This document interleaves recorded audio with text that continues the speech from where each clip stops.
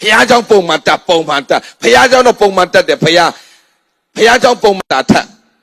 ဖះစကားနဲ့ပုံမှန်တက်ရှင်တက်ဖို့အရေးကြီးတယ်ဖះเจ้าတက်တာမှတ်နေဖះเจ้าဘာလာတက်တာလဲဖះရဲ့နှုတ်ကပတ်တော်ခံယူတာဖះရဲ့နှုတ်ကပတ်တော်နဲ့နေ့တိုင်းသွားရဲ့လားဒီမှာနားထောင်တဲ့စကားအပြင်ထွက်တာနဲ့မေ့သွားခမရအလကားပဲအဲ့ဒါဖះနဲ့သွားတာမဟုတ်ဘူးဖះเจ้าပဲသွားတာ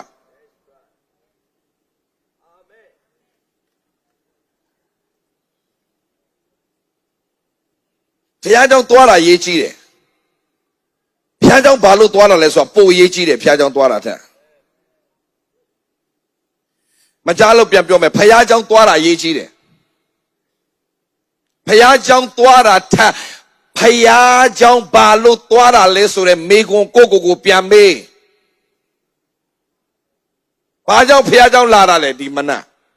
ဘာလို့ဖះเจ้าလာတာလဲကိုပြန်မေး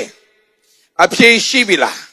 နံပါတ်1ဖယားစကားကိုစာငတ်လွန်းလို့လာတာဖြစ်တော့တင်တပတ်ပြီးတပတ်လုံးဝမတူညီတဲ့မင်္ဂလာတင်ရဲ့တတ်တာထဲမှာတင်မိသားစုတတ်တာထဲမှာဖြစ်လာမယ်ဆိုတာယေရှုနာမနဲ့ကျွန်တော်အာမခံရတဲ့ဘာလို့ဖယားเจ้าလာတတ်တာလဲ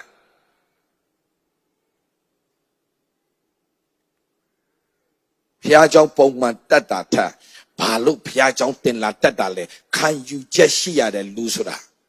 ခံယူချက်ရှိရတယ်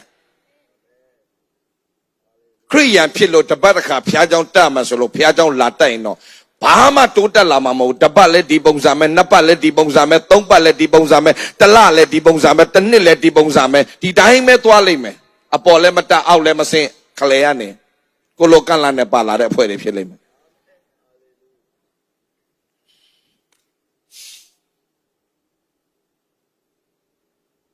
မမဆောင်းဖွဲ့တယ်တိတလိုလိုမတိတလိုလို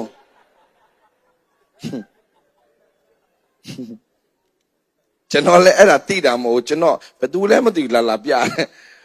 ဆရာမမဆောင်းတိလားငါဘယ်လိုတိမှလဲအဲ့မမဆောင်းတမကြည့်ဆရာတဲ့အရန်ထူးဆန်းနဲ့ကြည့်တယ်ကြည့်လဲပါဆိုရေချိုးတလို့မချိုးတလို့လို့တဲ့စိုးတလို့မစိုးတလို့ဘာစကားလဲမသိနားကိုမလဲဘူးအဲ့မှာကျွန်တော်တမ်းမြင်လိုက်တဲ့ခရိယန်ထဲမှာလည်းအဲ့ဖွဲ့တွေအများကြီးတိတလို့လို့မတိတလို့လို့ကိုးကွယ်တလို့လို့မကိုးကွယ်တလို့လို့ဖွဲ့တွေရှိတယ်